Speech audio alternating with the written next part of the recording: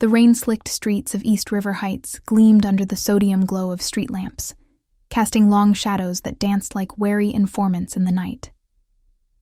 In this forgotten corner of the city, where the hum of distant cargo ships mingled with the low rumble of idling trucks, life scraped by on the edge of desperation. Warehouses loomed like silent guardians along the waterfront, their corrugated walls etched with the scars of salt air and neglect. It was here, in the shadow of a crumbling tenement, that Maria Rossi knelt on the cracked sidewalk, her calloused fingers sifting through a handful of coins that glinted dully in the wet light. Maria was 34, with dark hair pulled into a hasty bun and eyes hollowed by too many sleepless nights. Her coat, threadbare at the cuffs, hung loose over a frame worn thin by worry. Two small children huddled nearby under the awning of a shuttered bodega: Luca, 7, with his father's stubborn chin, and Sophia, 5, clutching a frayed doll as if it were her only anchor.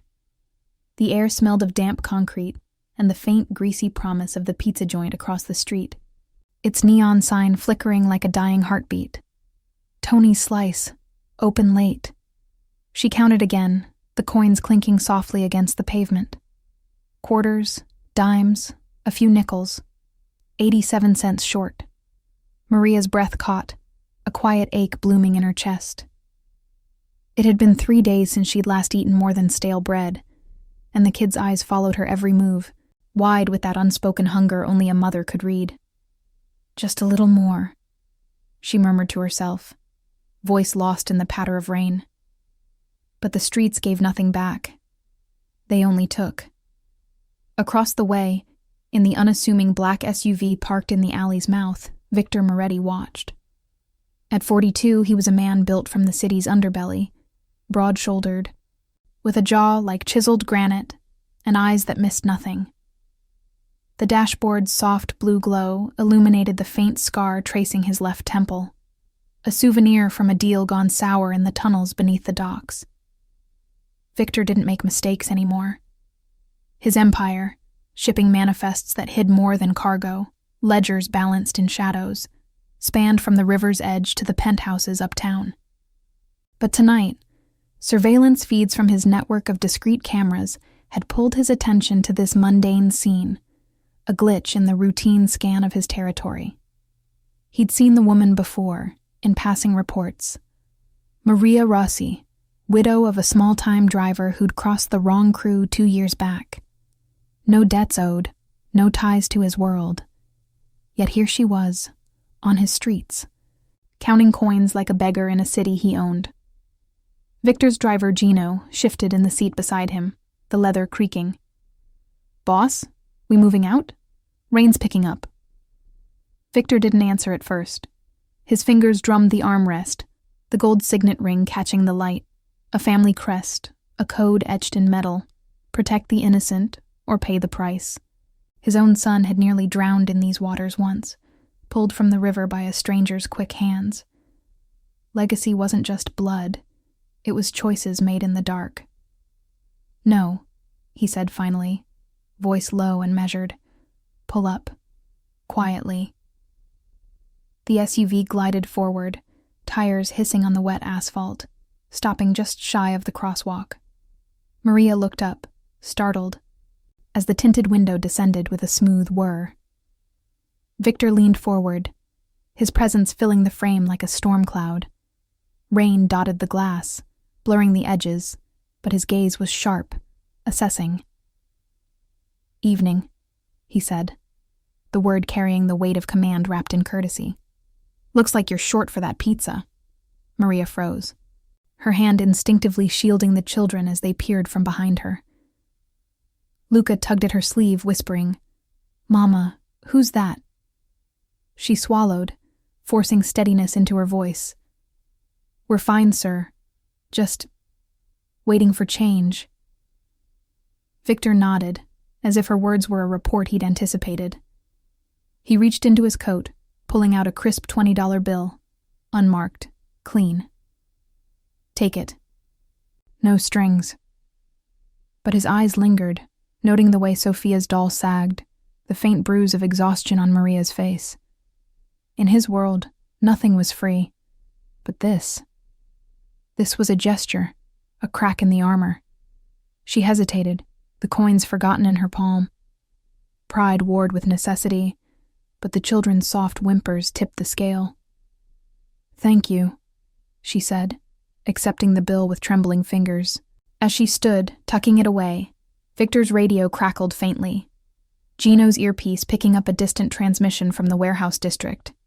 Static, then a clipped voice. Perimeter clear, but eyes on the east dock. Unusual movement. Maria crossed the street quickly. The pizza box warm in her arms minutes later, steam rising like a fragile hope. The kids devoured their slices under the awning, laughter cutting through the rain for the first time in days. But as she glanced back, the SUV was gone, swallowed by the night. Relief mingled with unease. Why had he helped? And how had he known? Back in the SUV, Victor stared at the river, its dark waters churning under the bridge lights. Gino glanced over. "Soft spot, boss?" "She's nobody." "Everyone's somebody," Victor replied, his mind already turning. The feed had caught something else earlier, a burner phone signal pinging too close to her building, tied to a rival crew sniffing for leverage. Rossi's husband had enemies, grudges that festered like open wounds. If they were watching her now. He pulled out his own phone, dialing a secure line. Run a deeper check on Maria Rossi, full surveillance.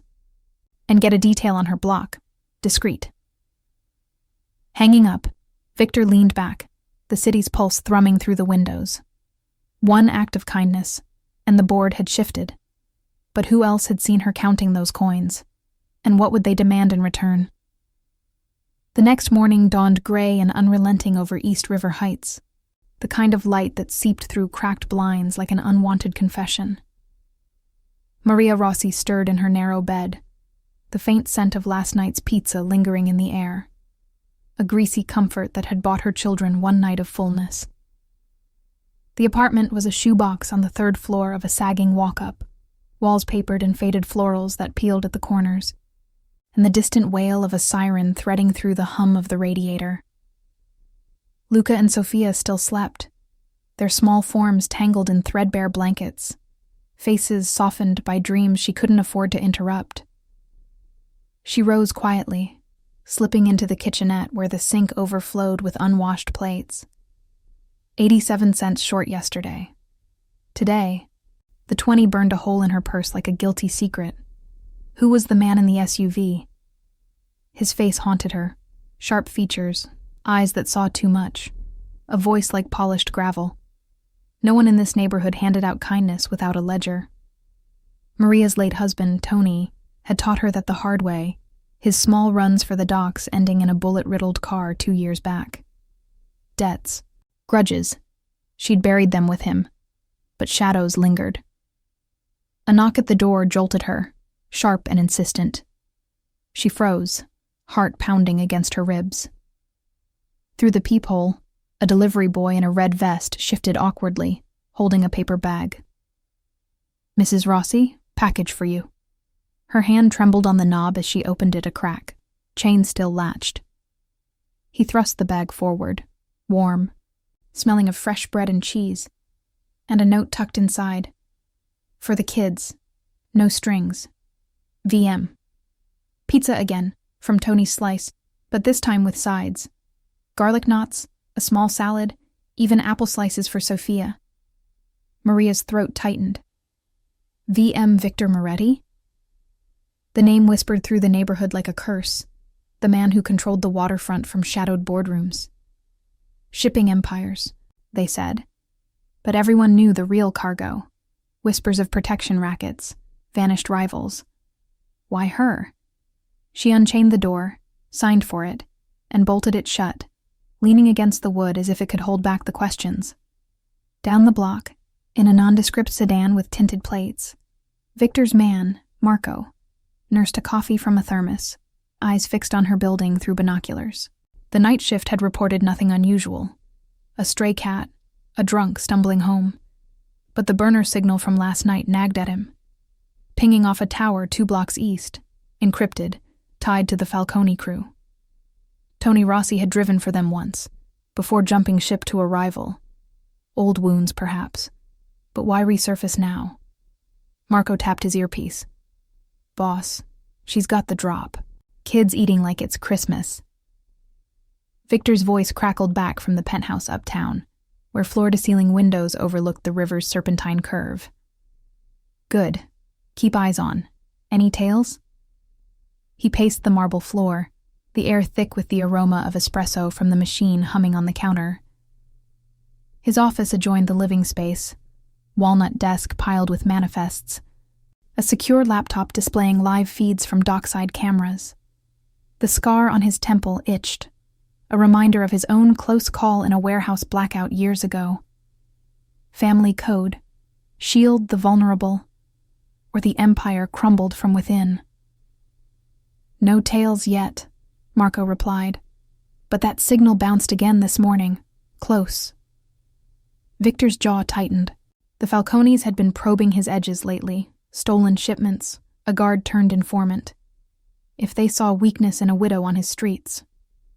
He dialed Gino. Escalate. Get her a shadow detail, 2 men, rotate shifts, and pull the old files on Rossi. I want every grudge listed. By midday, Maria bundled the kids into their coats for the short walk to the corner market, the pizza bag swinging like a talisman. The streets buzzed with the midday grind, trucks rumbling past, their undercarriages slick with river mud, vendors hawking knockoff watches under frayed umbrellas. Luca skipped ahead, chattering about school, but Sophia clung to Maria's leg, her doll tucked under her arm. Mama, the nice man coming back? Maria forced a smile. Probably not, Tesoro. But as they turned the corner, a black sedan idled at the curb, engine purring softly. The window descended, revealing a stocky man in a crisp shirt. Gino, though she didn't know his name. Mrs. Rossi? Mr. Moretti sent this. He handed over an envelope, thick and unmarked. She took it warily, the kids peering up. Inside, a check for $500 made out to her, with a note in precise script. For rent and necessities, if you need more, call. Protection comes with it. Rivals of your husband may be watching. Victor Moretti. Her pulse raced. Protection? From what? Tony's death had been ruled a robbery gone wrong, but whispers said otherwise. Falcone muscle settling scores. I can't accept this, she stammered. But Gino's eyes were kind, almost paternal. Boss insists. And ma'am, walk with purpose, eyes everywhere.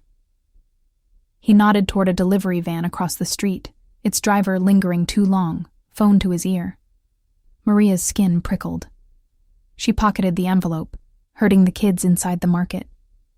The fluorescent lights buzzed overhead, casting harsh shadows on shelves of canned goods and wilted produce.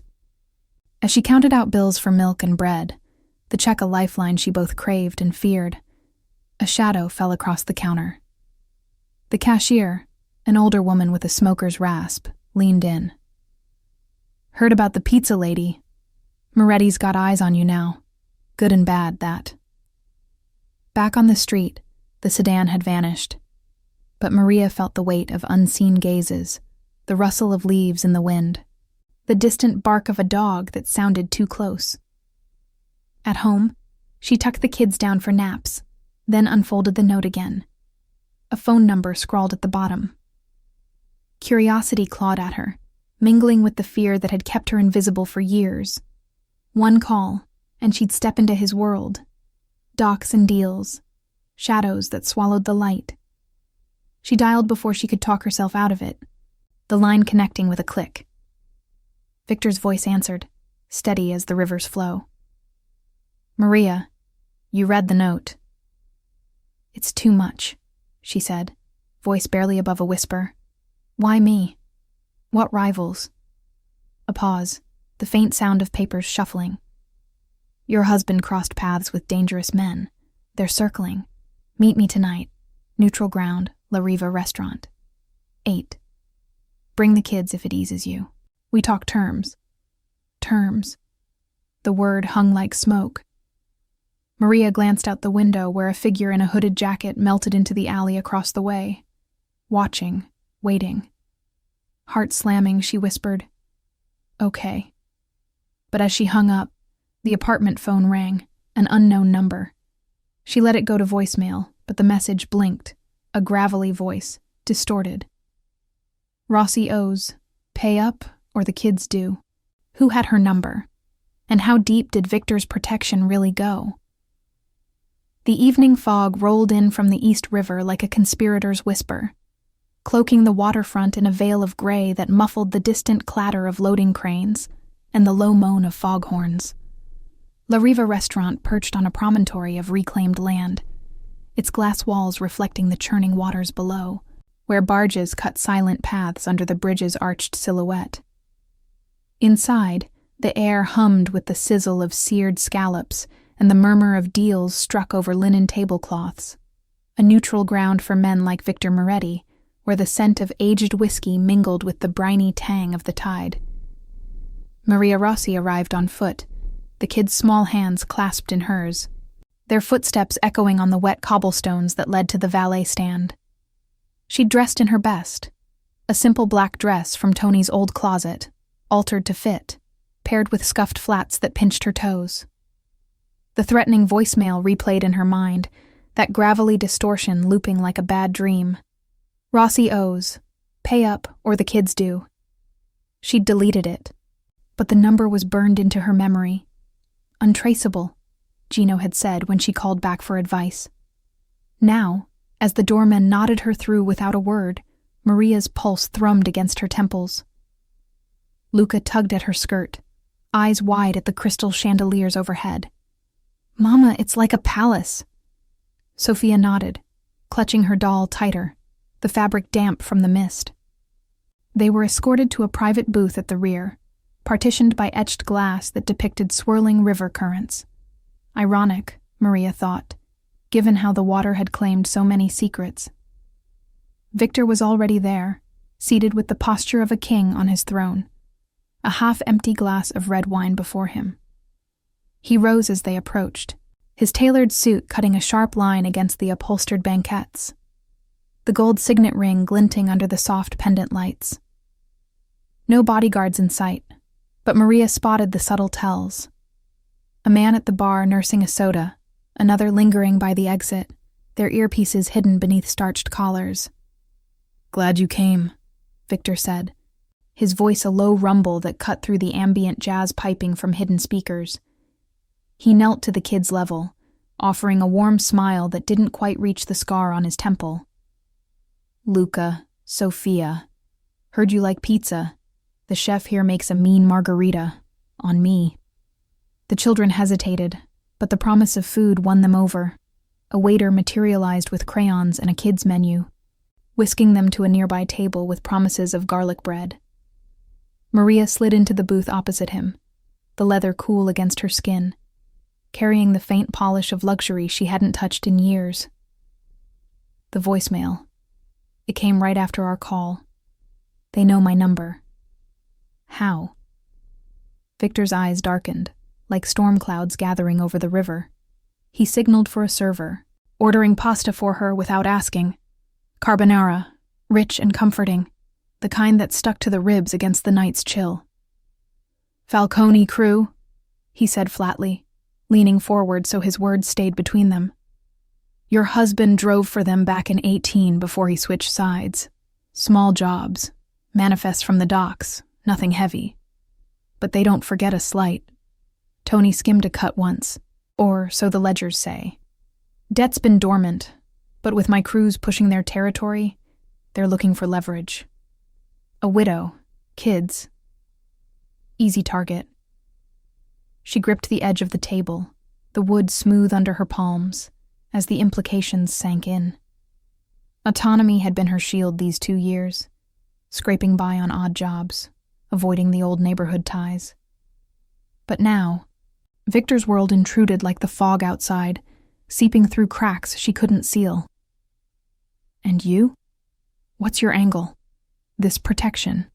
It's not free. He met her gaze steadily, the hum of security radios faint in the distance, like white noise from the kitchen. No angle. Code simple. Innocents don't pay for the sins of the dead. I lost a brother to a river deal gone bad. Falcone's, ironically. Pulled him out myself too late. Seeing you count those coins. It hit close.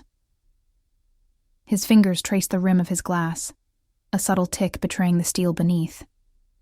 But yeah, strings. You let my people watch your back. Discreet. Rotations at your building. Tails on errands. In return, the check clears. Rent's covered. And if they push, we push back. The food arrived.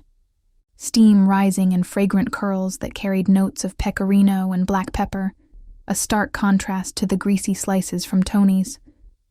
Maria ate mechanically, the richness coating her throat, while the kids laughed over their plates across the room.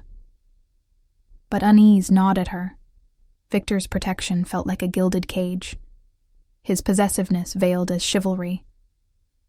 I don't want to owe anyone, she said between bites, voice tight. Not you, not them. Luca and Sophia, they're all I have left of Tony. I handle my own messes. Victor's nod was measured, but his eyes flicked to the window, where the river's surface rippled under sodium lights, reflecting the restaurant's glow like scattered coins. Prudence over pride, Maria. They're not subtle. The burner pinged your block twice today. Marco's team intercepted a text to one of their low-level guys. Eyes on the widow. Squeeze tonight. He pulled a slim phone from his pocket, sliding it across the table. Burner model, preloaded with his secure line. Take this. Call if anything feels off. Guard rotations at the docks change at midnight. That's when they move. She pocketed it, the weight heavy against her hip, a concession to survival. Conversation shifted to safer ground.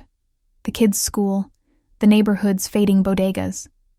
But tension simmered, amplified by the distant rumble of a barge horn, like a warning from the depths.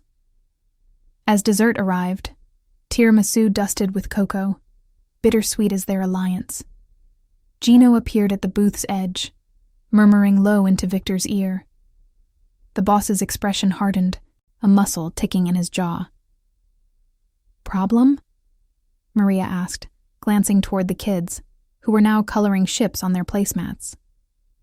False alarm, Victor lied smoothly, but she caught the coded gesture he made, a subtle tap on his wrist, signaling Gino to check the perimeter.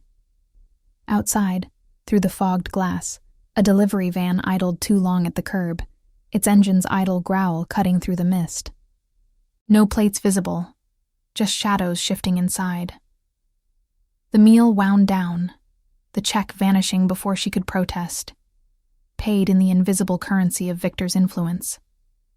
He walked them to the door, the cool river air slapping their faces like a reality check, carrying the metallic scent of wet railings and diesel exhaust.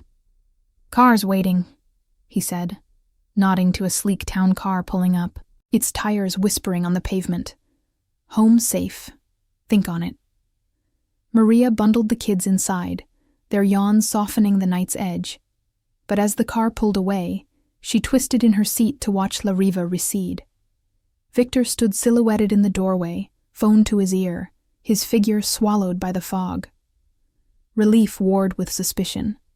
His code sounded noble, but legacies like his were built on betrayals.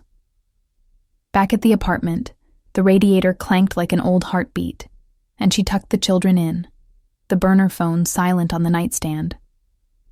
But in the quiet, as rain pattered against the fire escape, another sound intruded, a soft scrape at the door, like a key testing the lock. Maria's breath hitched, hand hovering over the phone. Was it Victor's man? Or something worse? And if the Falcones were squeezing tonight, how long before the debt came calling in blood? If you're enjoying this story so far, tell us in the comments where in the world you're watching from. The scrape at the door echoed like a hesitant intruder in the dim hallway, the sound slicing through the rain's steady patter against the fire escape. Maria's heart hammered in her chest, a frantic rhythm that matched the clatter of the radiator cooling in the corner. She stood frozen in the living room, the burner phone clutched in her sweating palm, its screen glowing faintly like a beacon in the shadows cast by the single lamp on the side table. Luca and Sophia slept soundly in the next room, their breaths even and trusting, oblivious to the night's tightening grip. The apartment smelled of cooling tiramisu from the takeout box. Bittersweet, a remnant of the fragile peace at La Riva. But now it soured in her nostrils, mixing with the musty dampness seeping through the walls. She edged toward the door, bare feet silent on the worn linoleum, avoiding the creaky floorboard she'd learned to sidestep over years of solitary nights. The peephole was clouded with age, but she pressed her eye to it anyway, squinting into the hall's flickering fluorescent light. Empty, save for the usual debris. A discarded flyer for cheap auto parts, the neighbor's overflowing trash bag. No figure lurked, but the scrape had been real, metal on metal, like a pick testing the tumblers. Maria's mind raced back to Gino's warning. Eyes everywhere, rotations changing at midnight. It was past that now, the clock on the wall ticking toward 1 a.m. Its hands a silent accusation. Backing away, she dialed the burner, the line connecting after 2 rings. Victor's voice came through, alert and edged with gravel, as if he'd been waiting. "Maria, talk to me." "There's someone at the door," she whispered, voice barely audible over the hum of the fridge kicking on. "Trying to get in, or testing it." She glanced toward the kids' room, the door ajar just enough to catch the soft rise and fall of Sophia's chest. A pause, then the rustle of movement on his end. Sheets shifting, perhaps, or the click of a lamp. "Stay put. Don't open it. Marco's team is 2 blocks out, rotating from the east side. Describe the sound again." "Like a key, but wrong. Scraping, then nothing." Her free hand fumbled for the kitchen knife block, pulling a serrated blade that felt too light, too domestic for the fear coiling in her gut. Autonomy had been her creed, scraping by without leaning on ghosts like Tony or strangers like Victor.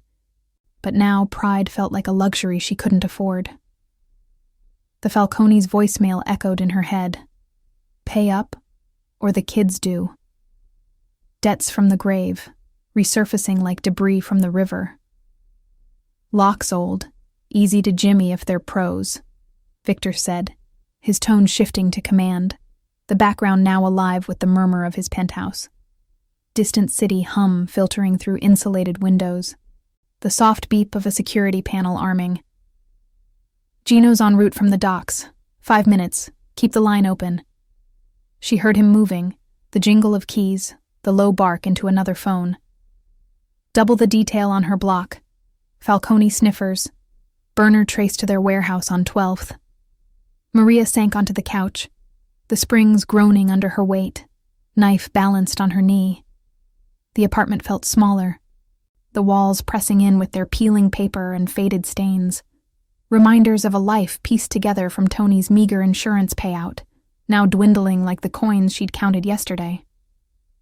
Victor's protection was a lifeline, but it pulled her deeper into his orbit, where loyalty meant surrender, and her independence frayed like the hem of Sophia's dress. Why him? A man whose code protected innocence, yet built empires on the backs of the vulnerable. His scar, that river souvenir, did it bind him to her struggle, or was it just another ledger entry? Minutes stretched like taffy, the rain intensifying into a drumbeat that masked subtler sounds. Then footsteps, real ones, heavy and deliberate, in the hall. Maria's breath caught as a shadow passed under the door, elongated by the hall light. A low voice murmured, too muffled to make out, followed by the jangle of metal. Her thumb hovered over the phone's volume, amplifying Victor's steady breathing on the line. "He's here," she hissed. The knob rattled, once, twice, testing. Then silence, broken only by the distant wail of a siren weaving through the neighborhood. Victor's voice cut in, Marco's visual. Hooded guy, mid-20s, Falcone ink on his neck from the feed. He's backing off. Backup's pulling up now. Relief flooded her, but it was laced with bile. Anger at the intrusion, at Tony's legacy dragging them under. The footsteps retreated, fading into the stairwell's echo, and soon the growl of an engine idled below. Victor's town car, no doubt, its headlights slicing through the rain-smeared window. She crossed to the glass, peering down. 2 figures emerged from the building's shadows, merging with the sedan's dark bulk. One nodded up toward her floor, a silent assurance. Clear, Victor confirmed. But this escalates. They're probing weaknesses. Your building's access code was compromised, probably from an old super they bought off. Jean'll handle the lock tomorrow. New deadbolt monitored. You good? She exhaled, setting the knife down, the blade's edge catching the lamplight like a warning. Shaken, but yeah. The kids stirred faintly in their room, a reminder of what stakes truly meant. Victor, this code of yours, it doesn't trap me in it, does it? His chuckle was low, almost weary, carrying the weight of boardrooms and back-alley deals. No traps, just a shield. But trust's earned, yours and mine. Meet me tomorrow at the warehouse on 9th. Noon. I'll show you the ledgers, the real ones. See what we're up against. A beat, then softer. Sleep. Doors watched. The line clicked dead, leaving her in the apartment's hush, the rain now a soothing veil. She checked the kids, tucking blankets tighter, their faces innocent anchors in the storm. But as she lay back on the couch, eyes tracing cracks in the ceiling, doubt gnawed. Victor's world promised safety, but at what cost to her freedom? And if the Falcones were this bold, what fresh threat waited in those ledgers? A grudge deeper than a skimmed cut, perhaps a betrayal Tony never confessed? Morning light filtered through the grimy blinds like a reluctant witness, casting striped shadows across the kitchen table where Maria nursed a mug of instant coffee, its steam curling in the chill air. The new deadbolt gleamed mockingly on the door, installed at dawn by Gino's quiet crew. Efficient, unobtrusive, but another link in Victor's chain. Luca shoveled cereal into his mouth, milk dribbling down his chin, while Sophia hummed to her doll, oblivious to the tension humming beneath the surface. The threatening voicemail, the scrape at the door, it all felt too close, too orchestrated, like pieces of a manifest she'd never signed. By 11, she had the kids at the neighbors, a trusted widow who'd babysat for years, her apartment smelling of boiled cabbage and safety. Maria stepped out into the overcast day, the streets slick with overnight puddles that mirrored the gray sky. The walk to the 9th Street warehouse was deliberate, her flats splashing through shallow pools, the air thick with the brine of the nearby docks, and the rumble of forklifts echoing from unseen bays. Hooded figures moved like ghosts among the crates, but none lingered on her path. Victor's detail was invisible, a prickling awareness on her neck. The warehouse loomed at the end of the block, a vast corrugated beast with loading doors yawning open to reveal stacks of pallets shrouded in plastic sheeting. Security was subtle, a guard at the gate nodding her through after a quick scan of her ID, his radio crackling with position checks. Inside, the space opened into a cavern of echoes, the concrete floor stained with oil and echoing her footsteps. Pallets towered like silent sentinels, labeled with innocuous codes, electronics, textiles, but Maria knew better. Tony had whispered of hidden compartments, manifests doctored for the real cargo. Victor waited in a glassed-in office at the rear, overlooking the floor through reinforced panes that hummed faintly with the vibration of a distant generator. He stood as she entered, gesturing to a metal table piled with folders and a laptop displaying encrypted files. The air smelled of ink and aged paper, undercut by the faint diesel tang wafting from the loading area. "Maria, coffee?" He poured from a thermos, black and steaming, handing her a mug that warmed her chilled fingers. She nodded, sinking into a chair that creaked under her. "Show me. No sugarcoating." He slid a ledger across, its pages yellowed, entries scrawled in Tony's familiar hand, dates, routes, percentages. "Your husband jumped from Falcone to a neutral crew in 19, skimmed $5,000 on a dock run, tires for their fleet, rerouted through a shell. Debt compounded with interest they invented. But here's the twist." Victor tapped the laptop, pulling up a grainy feed. Time-stamped from 2 nights ago, a Falcone lowlife pocketing a burner near her building, the signal trace linking to Victor's own disrupted shipment.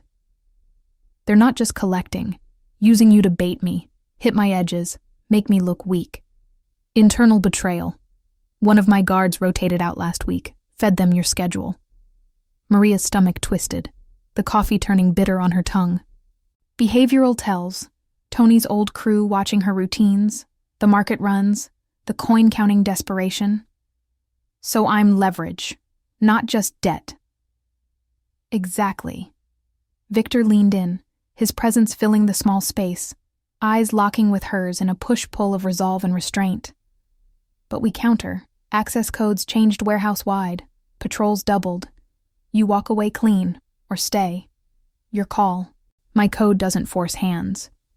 She traced a finger over the ledger, the paper rough like the choices ahead. Loyalty versus fear, his possessiveness cloaked as guardianship clashing with her need to stand alone. Outside, a truck horn blared, jolting her, too close, the loading door grinding open. Through the glass, she spotted a crate being shifted, but something off. The worker's glance lingering, a subtle nod to a shadow beyond the pallets. Victor's radio buzzed then. Gino's voice clipped. "Boss, anomaly, shipping manifest altered, extra pallet inbound, unmarked. Could be a plant." Maria's pulse spiked. Was it a diversion, or the real squeeze incoming? And if Victor's world pulled her in deeper, could she ever count her own coins again? Free of shadows. The warehouse's cavernous belly thrummed with urgency, the air thick with the acrid bite of forklift exhaust, and the metallic tang of stacked steel pallets groaning under their loads. Maria's grip tightened on the ledger, its edges digging into her palm like a lifeline amid the chaos unfolding beyond the office's reinforced glass. Victor's radio crackled again, Gino's voice slicing through the static. "Unmarked pallets docking now. Drivers not ours. Plates traced to a Falcone front, but he's playing dumb. Perimeters holding, but eyes on the east gate." Victor's jaw clenched, the scar on his temple pulling taut as he rose, his chair scraping against the concrete floor. He snatched a slim Glock from the desk drawer, concealed carry, standard for his rotations, and tucked it into his waistband with practiced ease. "Stay here," he told Maria, his tone brooking no argument, eyes flicking to the door's keypad, its green light pulsing steadily. "Lock it behind me. Code 7291. If anything shifts, hit the alarm." She stood too, adrenaline sharpening her senses, the coffee mug forgotten and cooling on the table. Like hell. If this is about me, about Tony's mess, I'm not hiding. Her voice held a tremor, but defiance edged it, born of too many nights fending for herself in this unforgiving city. The push and pull between them crackled like the warehouse's overhead lights, flickering from a power surge. Victor's code demanding he shield her, her autonomy refusing the cage. Legacy weighed on him, that internal rule etched deeper than his signet ring. Protect the innocent, even if it meant exposing cracks in his empire. But Maria saw the cost in his guarded gaze, the way his broad frame tensed not just for the threat, but for the vulnerability of letting her in. He hesitated, then nodded curtly. "Fine. Close behind. But low. Use the stacks for cover." They slipped out, the office door sealing with a pneumatic hiss, the keypad beeping its confirmation. The warehouse floor stretched like a labyrinth of shadows, sodium lamps casting harsh pools of yellow on the oil-slicked concrete, where workers paused mid-shift, their murmurs dying as Victor strode past. The hum of generators underscored the tension, a low growl from the loading bays where the unmarked truck idled, its engine's rumble vibrating through the ground like an approaching storm. Maria followed at his heel, heart pounding in sync with the distant clank of chains uncoiling from the dockside cranes. The air grew heavier here, laced with the brine of the river seeping through open vents, and the faint, oily scent of hydraulic fluid. They wove between towering pallets, crates stamped with faded manifests for industrial parts, but she knew the subtext from Tony's old stories. Hidden compartments for contraband, ledgers doctored to evade customs sweeps. A behavioral tell caught her eye. One worker, the one who'd nodded oddly earlier, lingered by a control panel, his hand hovering near a breaker box, sweat beading on his brow despite the chill. Victor spotted it too, his stride lengthening. "You! Freeze!" he barked, voice cutting through the din like a blade. The man bolted, knocking over a stack of boxes that tumbled with a crash, spilling packing peanuts across the floor like scattered confetti from a botched heist. Chaos erupted, forklifts screeching to halts, guards converging from the shadows, their radios alive with clipped codes. Breach at Bay 3, suspect fleeing West Tunnel.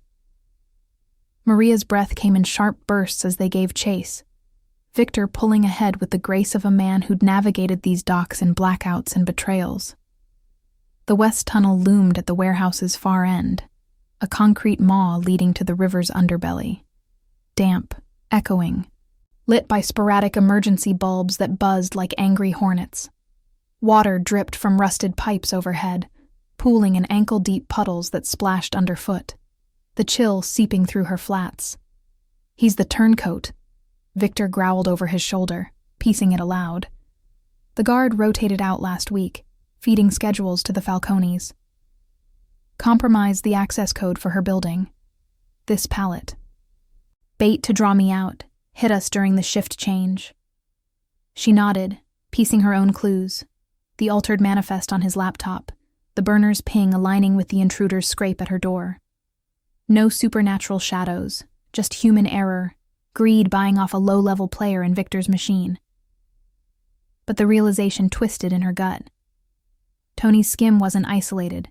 It had rippled, turning her into a pawn in a larger grudge, rivals using her desperation to fracture Victor's hold on the waterfront. The tunnel swallowed them, the warehouse's clamor fading to a muffled roar behind the thick walls. Footsteps echoed ahead, wet slaps against the grated floor, mingling with the distant lap of river water against pilings. Victor's hand brushed hers in the dimness, a fleeting anchor that sent a jolt through her. Possessiveness laced with something deeper, a vow forged in the dark. "Stay sharp," he murmured, drawing his piece but keeping it low, the metal glinting faintly. Tunnel forks at the end, old service shaft to the docks, if he doubles back. A shout erupted from the gloom, the suspect's voice hoarse. "Moretti, the widow's debt ain't yours to pay." He emerged from a side alcove, wild-eyed, a crowbar raised like a makeshift club, Falcone ink curling up his neck, a serpent inked in prison blues. No shots fired, Victor's code held, even here, never escalate to blood if words could disarm. But the man lunged, crowbar whistling through the air, forcing Victor to sidestep into a puddle that sprayed like shrapnel. Maria acted on instinct, grabbing a loose pipe from the wall, cold iron, heavy, and swung low, catching the assailant's knee with a sickening thud. He crumpled, cursing, the crowbar clattering away into the murk. Guards swarmed in then, Gino at the fore, cuffing the man with zip ties while Marco secured the tunnel's grate, its lock jamming briefly from rust before clicking shut. The air reeked of sweat and fear, the river's moan underscoring the scuffle's end. Victor holstered his weapon, turning to her with a mix of approval and concern, his hand steadying her elbow. "Good swing. You all right?" Up close, in the bulb's harsh glow, his eyes held that internal conflict, gratitude warring with the fear of pulling her deeper, his legacy demanding he protect without possessing. breath ragged, she nodded, the pipe slipping from her fingers to clang against the grate. Yeah, but the pallet, what was in it? Gino radioed back. Diversion, boss. Empty shell but rigged with a tracker, meant to tag our convoy out. And a note. Rossi pays tonight. Warehouse fire if you interfere. Partial discovery hit like the tunnel's damp chill.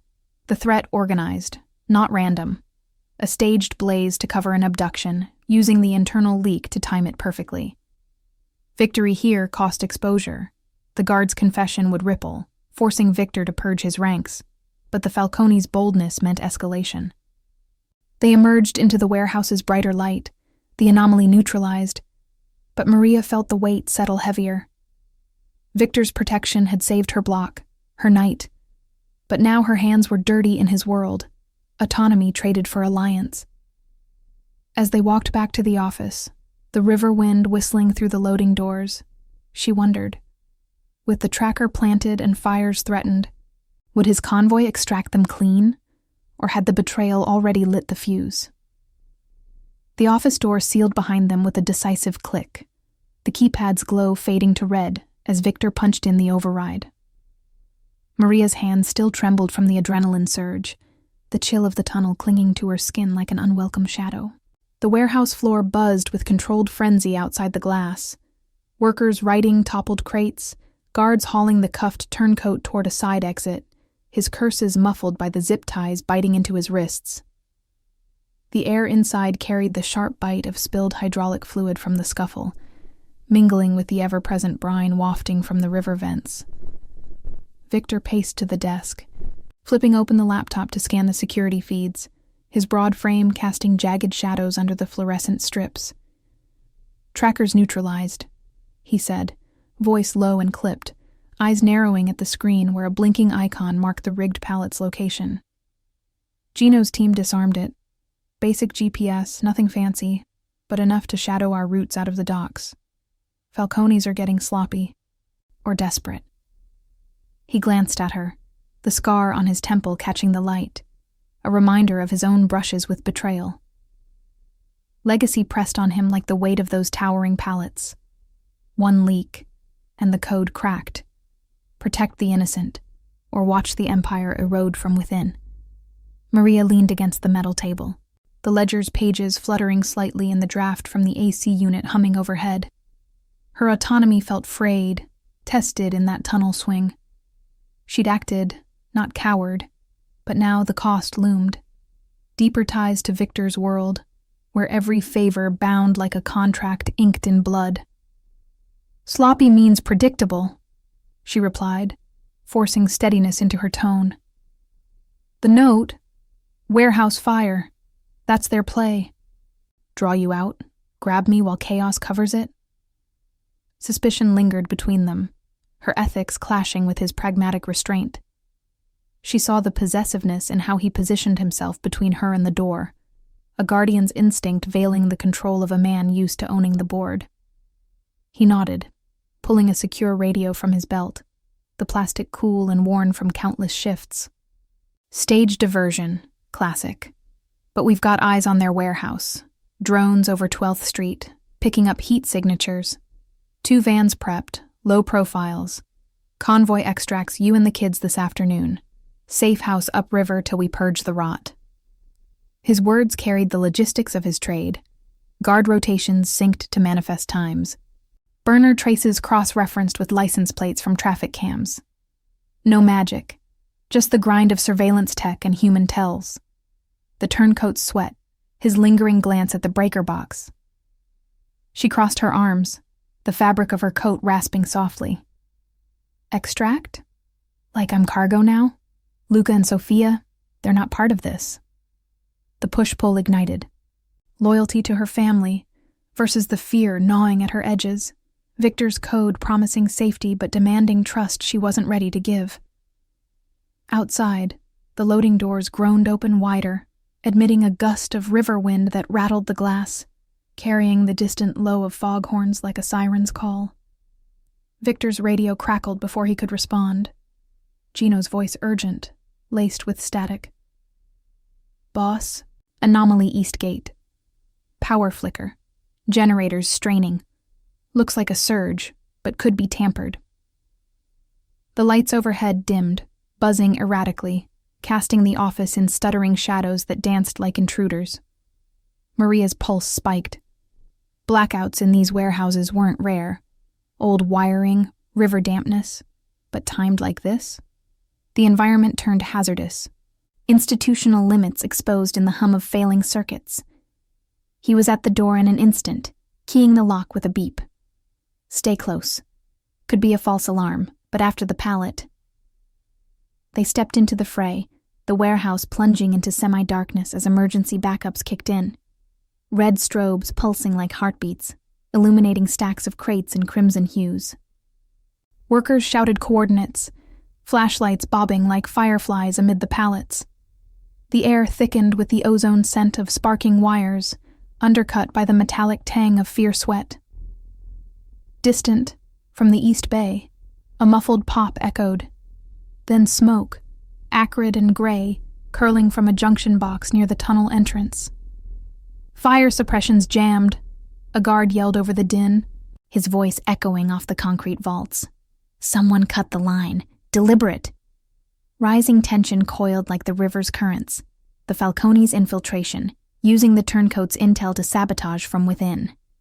Victor barked orders into the radio, his free hand guiding Maria behind a pallet wall, the wood rough and splintered under her palm. Gino, seal the bays. Evacuate west side. Convoy in 3. But the smoke thickened, visibility dropping to arm's length, the strobes painting their faces in bloody light. Maria coughed, eyes watering, as a figure darted from the shadows. A second infiltrator, hooded, clutching a canister that glinted under the red glow. No crowbar this time. He hurled it toward the generator, the clang reverberating like a gunshot.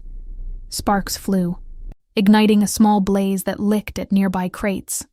Staged, credible, fueled by accelerant hidden in the pallet's shell. Human error amplified. The compromised guard hadn't acted alone. A rival faction's tendrils reaching through guard rotations and access codes. Victor lunged, tackling the man mid-stride, their bodies slamming into a stack that teetered precariously. Grunts echoed, fists thudding dully. No graphic frenzy, just the raw scramble of leverage lost and gained on slick concrete. Maria scanned for an exit, spotting the side door to the alley, but a fresh wave of smoke blocked it, the alarm's wail piercing the chaos like a jammed siren. Her mind raced, clues pieced from the ledger, the burner's pings. This was the squeeze, organized to expose Victor's weaknesses, using her as the spark. Go! Victor shouted, pinning the infiltrator as Gino's team swarmed, the fight breaking with a zip-tie's snap. But the fire spread, flames crackling hungrily at the base of a pallet tower, heat blooming against her skin. They bolted west, weaving through the haze, Victor's arm around her waist, a steady anchor amid the inferno's roar. Outside, the convoy waited. 2 black SUVs, engines growling, tires churning mud from the riverbank. Doors flew open, Gino waving them in as the warehouse loomed behind, sodium lights flickering against the smoke plume rising like a signal flare. Piled into the lead vehicle, Maria pressed against the leather seat, the AC blasting cool relief as they peeled away, the warehouse shrinking in the side mirror. Victor's breath came heavy beside her, a shallow cut on his knuckles the only mark of the brawl, cost of victory, exposure in the purge to come. Safe house is 10 minutes, he said, radioing ahead. Kids are already en route with Marco, we're clear. But as the SUVs merged onto the riverside road, rain-slicked asphalt gleaming under headlights, Maria's gaze caught a taillight in the rear view. Distant, persistent, weaving through traffic like a shadow from the blackout. Partial discovery burned. The fire was real, the threat organized. But had they missed a tracker, a turncoat in the convoy itself? And with the Falcone's grudge ignited, what sacrifice would seal their extraction, or fracture the fragile trust they'd forged in the flames? If this tale already has you hooked, hit the like button. It helps us bring more hidden stories to light. The SUVs sliced through the rain-lashed riverside road, tires hissing on the wet asphalt that gleamed like polished obsidian under the sporadic flash of passing headlights.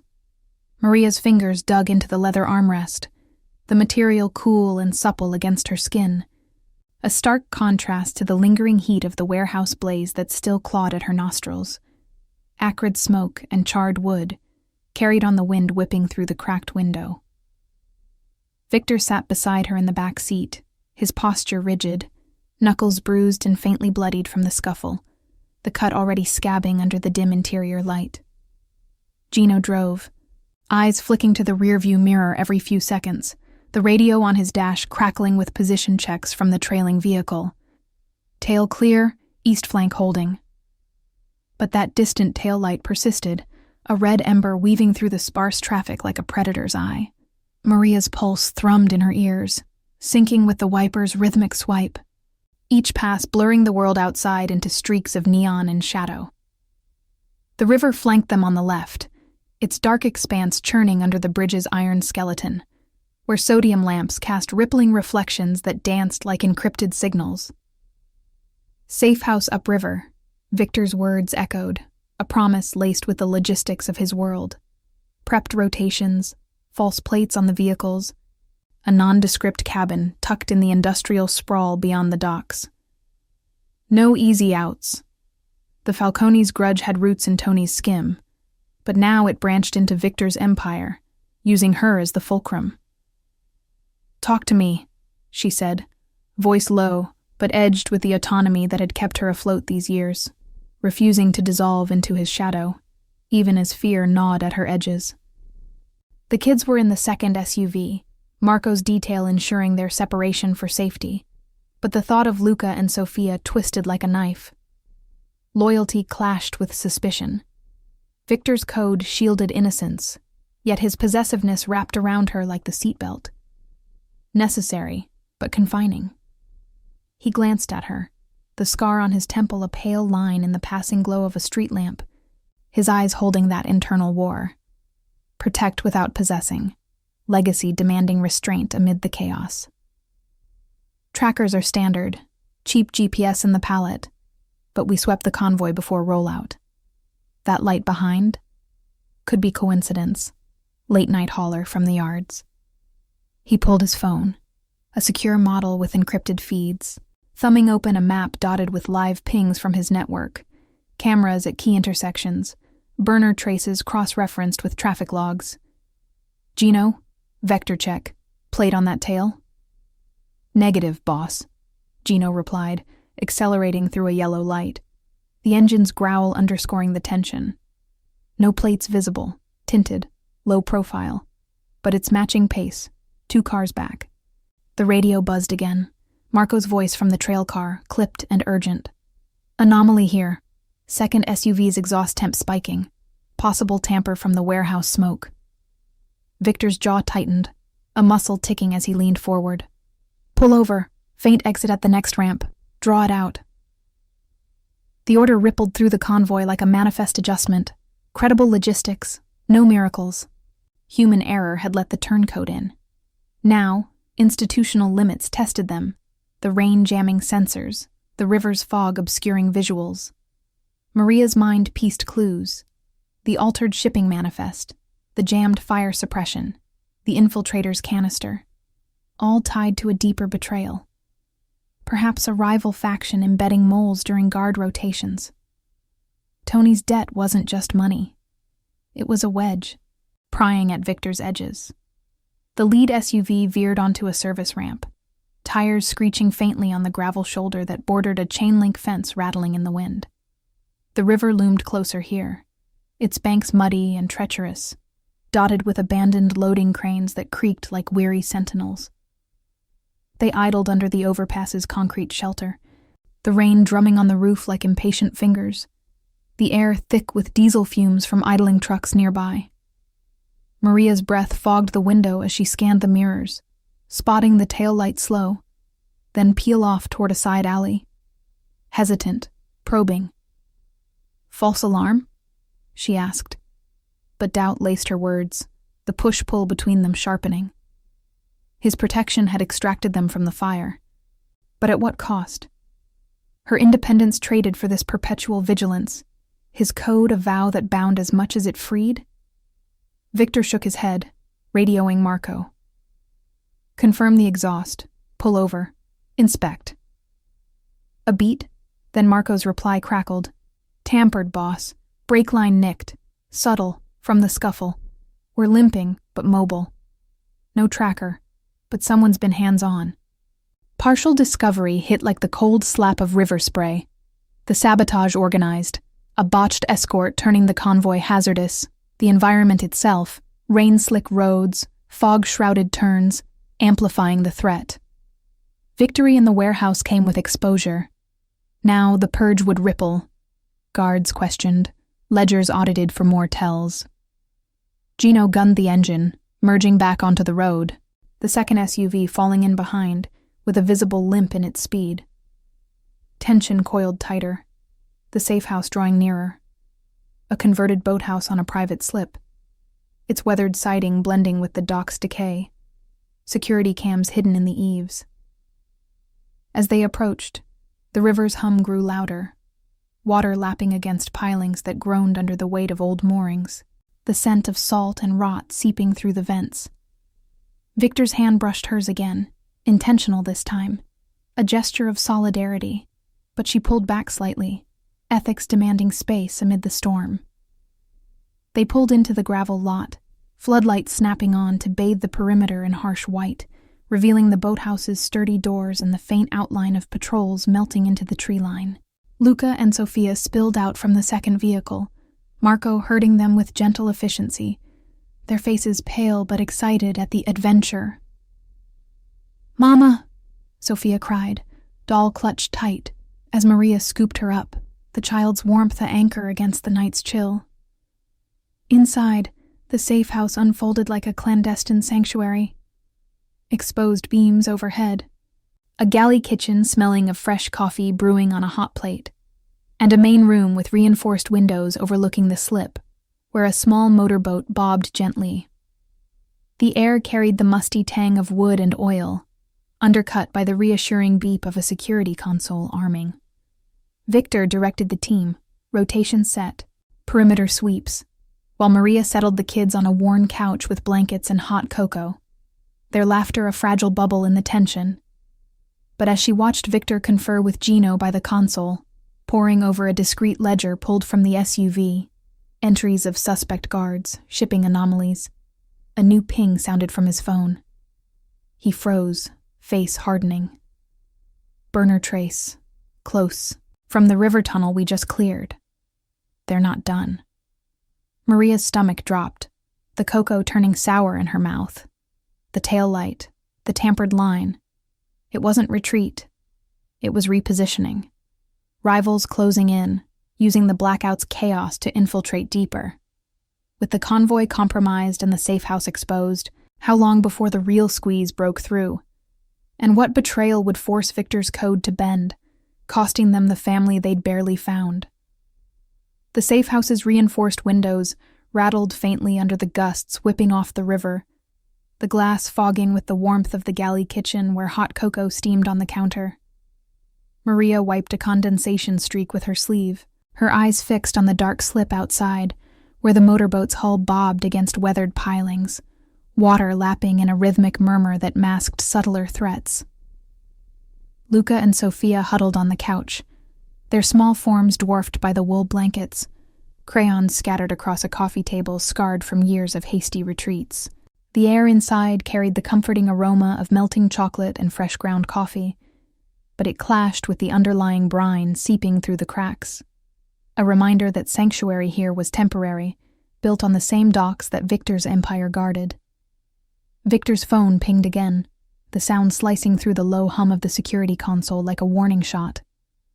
He stood by the console, broad shoulders tense under his jacket, the discreet ledger open on the panel beside him. Pages of handwritten notes detailing guard rotations, burner pings, and license plates from the convoy's sweep. Gino flanked him, radio clipped to his belt, murmuring updates. Drones confirmed 2 vans inbound from 12th, Falcone plates, but routed through a neutral yard. 5 minutes out, tops. The scar on Victor's temple throbbed faintly in the dim lamplight, a legacy of close calls that now echoed in this moment. His code demanded protection, but the betrayal's cost mounted, injured pride in the ranks, exposure of safe house locations from the turncoat's leaks. Maria rose, tucking a blanket around Sophia's shoulders, the child's doll peeking out like a silent sentinel.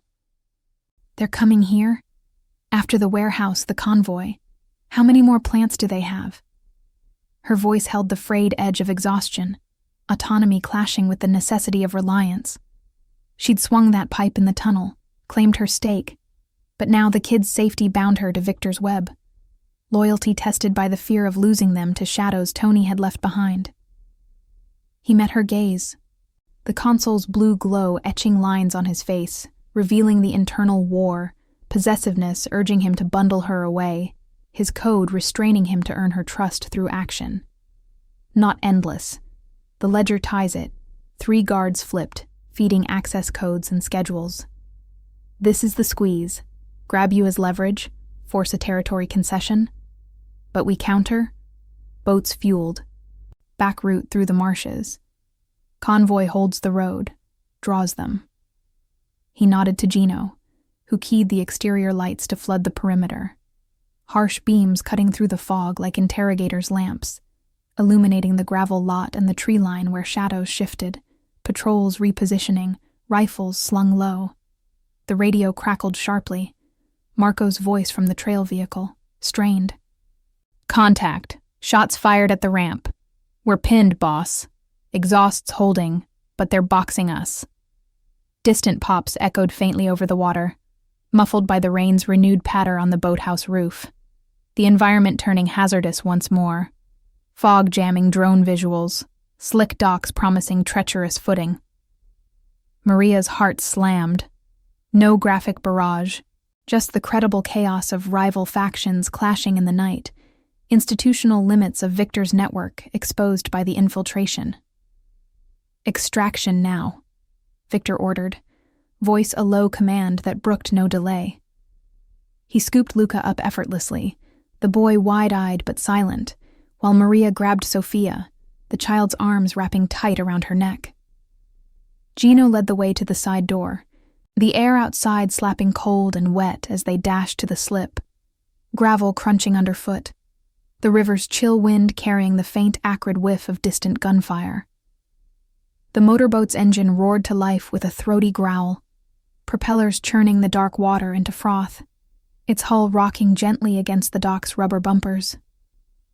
They piled aboard, Victor at the helm, hands steady on the wheel, as Gino cast off lines with practiced snaps. The boat surged forward, slicing through the slip's narrow mouth, the boathouse receding like a fading memory under the floodlights. But as they cleared the tree line, headlights pierced the fog from the riverside road, 2 vans, low and aggressive, tires spraying water as they skidded onto the access path paralleling the bank. A spotlight swept the water, blinding white, pinning them in its glare. Behind it, figures braced at the van's sides, muzzles flashing in controlled bursts, suppressive fire, not aimed to kill, but to herd them toward the shallows. Hard right, into the reeds, Victor barked, yanking the wheel, the boat veering sharply. Engine whining as it plowed through a curtain of marsh grass that whipped against the hull like vengeful spirits. Water shallowed, the propeller sucking mud briefly before powering free, the air thick with the earthy rot of the wetlands and the metallic tang of adrenaline. Maria clutched Sophia, shielding her eyes from the spray, Luca peering over the gunnel with a mix of terror and thrill. The vans followed parallel, their beams bouncing erratically, one veering too close to the bank and bogging in the soft earth, a natural hazard turning the tide, the driver's curses lost in the wind. Gino returned fire sparingly from the stern, short bursts cracking over the waves, enough to shatter a headlight, forcing the lead van to swerve. But a ricochet pinged off the hull, grazing Victor's arm, blood blooming dark on his sleeve. He grunted, grip tightening, the injury a stark cost. Exposure in the purge to come. his empire scarred but unbowed. "Keep low," he called, navigating by memory through the twisting channels, the river's natural barriers, submerged logs, shifting currents, buying them time where tech failed.